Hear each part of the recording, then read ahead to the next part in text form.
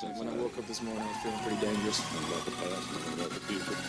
Welcome back to Draftvice. My name is Walter, and on today's episode, we talk the franchise tags, the Russell Wilson trade, Aaron Rodgers staying in Green Bay, the Harold Landry extension, the Mike Williams extension, and Calvin Ridley's suspension.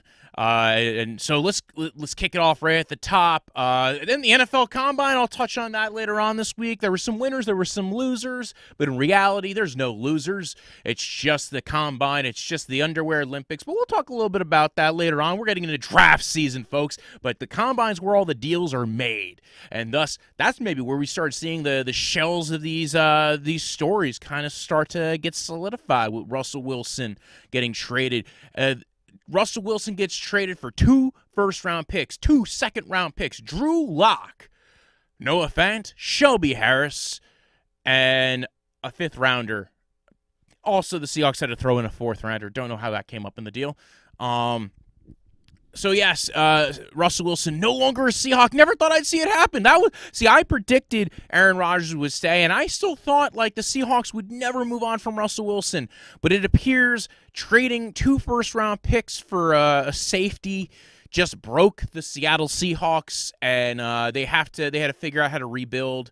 A follow-up move in this, they decided to cut Bobby Wagner, the all-pro linebacker who's been a big part of their defense since basically before the Super Bowl run, and is basically one of the last 2 remnants. Him, Russell Wilson, gone. Now there's rumors they're taking calls on Tyler Lockett, who I really do think they want a deal, and DK Metcalf. So what does all this mean? Well, again, it means it sounds like the Seahawks are in somewhat of a rebuild. They want to go ahead and get younger, get healthier. I think they want to keep DK for the long haul. I'm not quite sure they want to move on quite yet on that one. Just because he's young, he's still 24. A rebuild for the Seahawks might only be a year.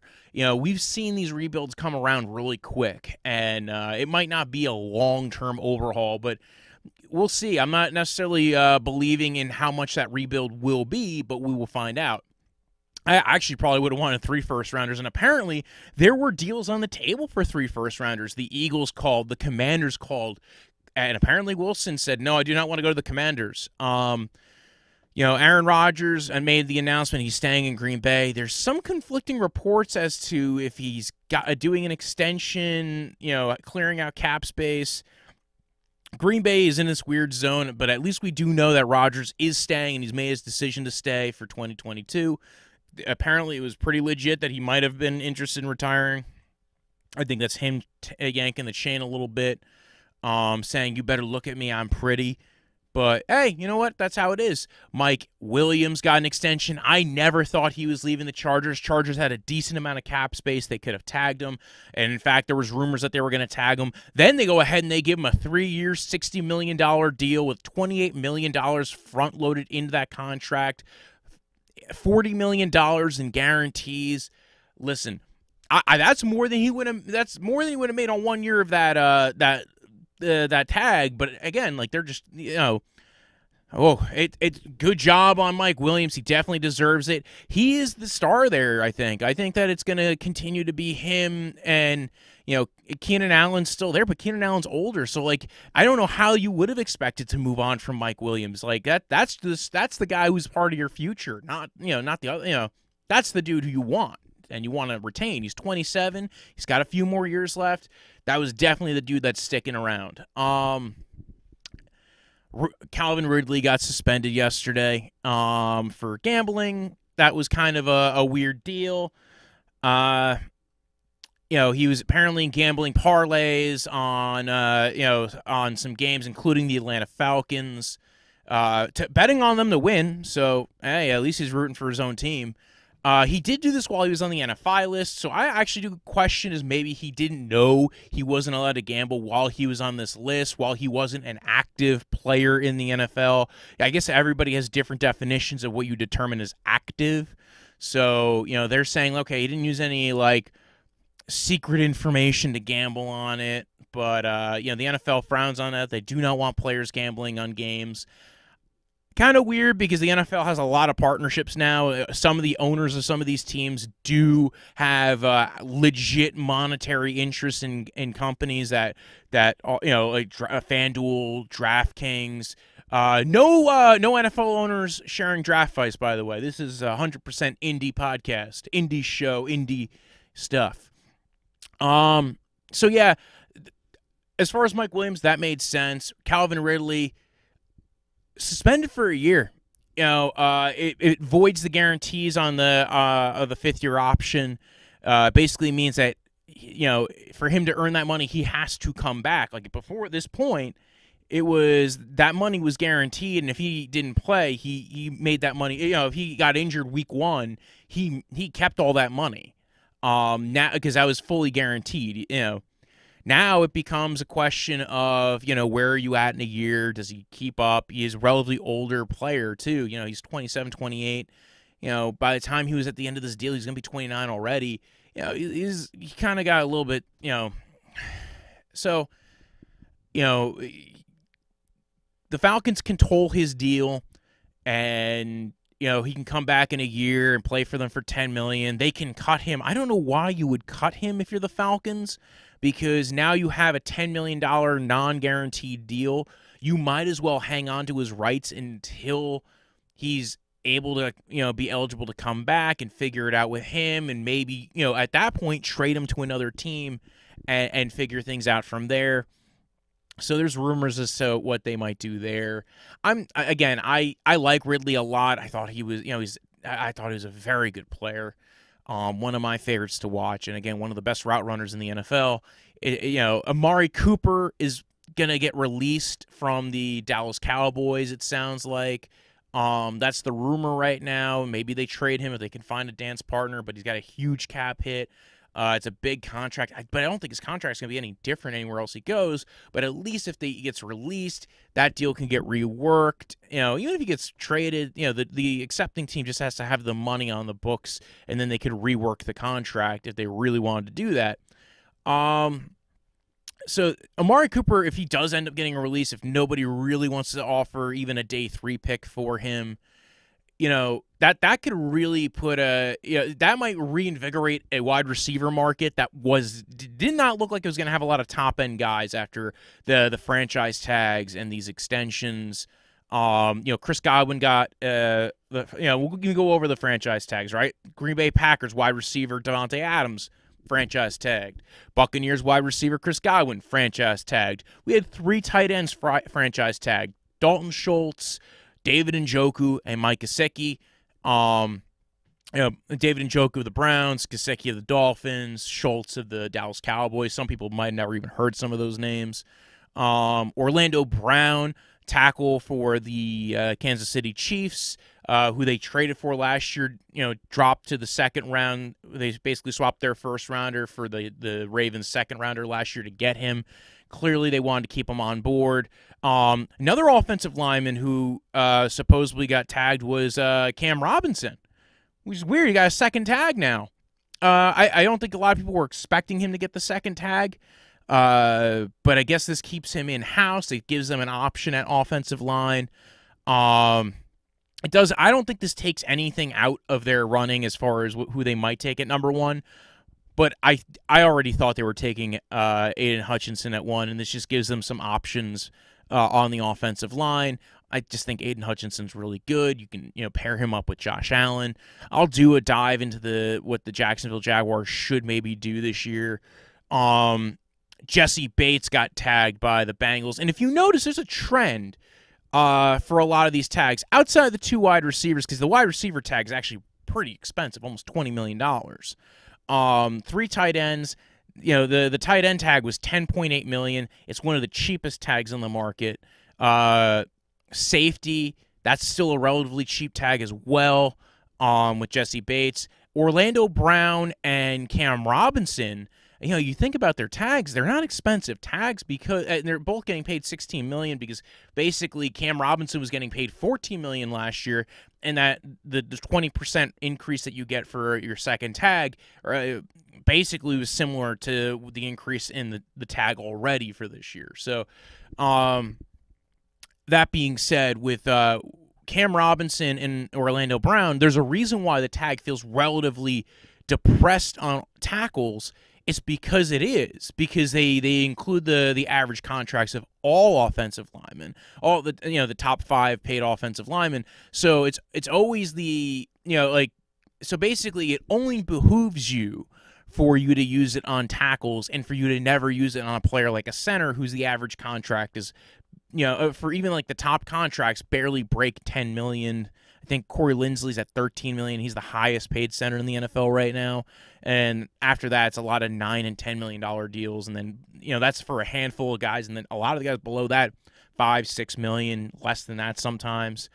I kind of don't mind any of these decisions because, again, tight end's a weird position. Gesicki might file a grievance to say he's really a wide receiver because he barely plays tight end. He's really more of plays a lot in the slot as well as outside. So he might be able to, file a grievance and try to argue he's really technically a wide receiver and he should get way more than $10 million. Maybe they negotiate that and figure that out. Njoku makes sense for the Browns as a Browns fan.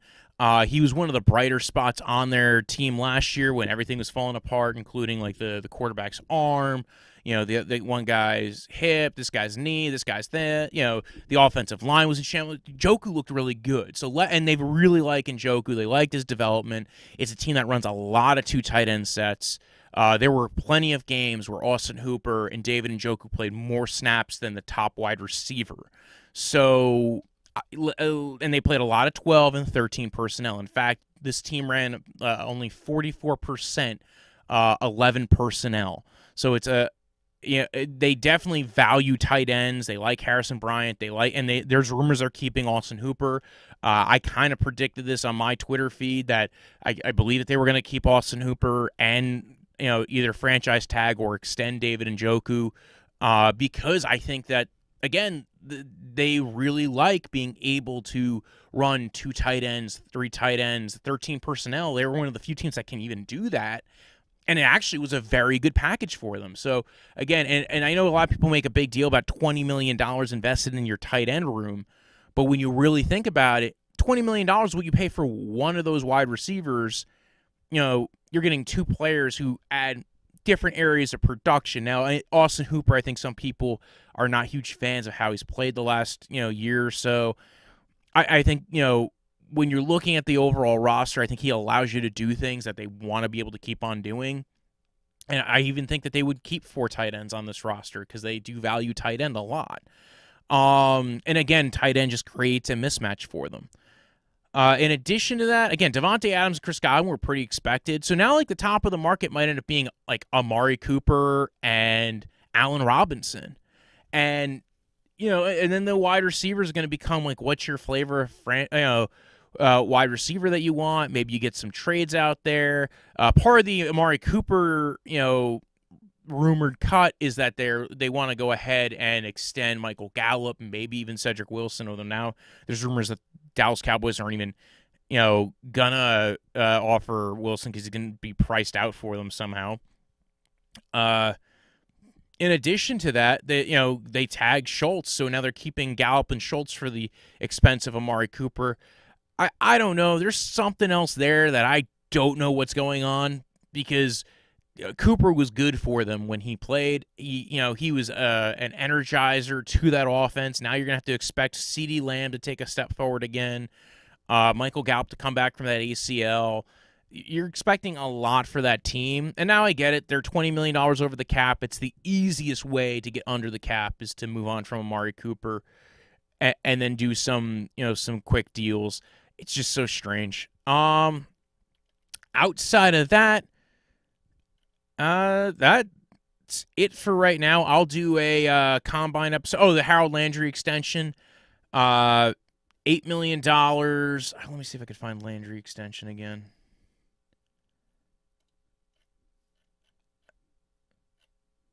Harold Landry, 5 years, $87.5 million deal that includes $52.5 million guaranteed.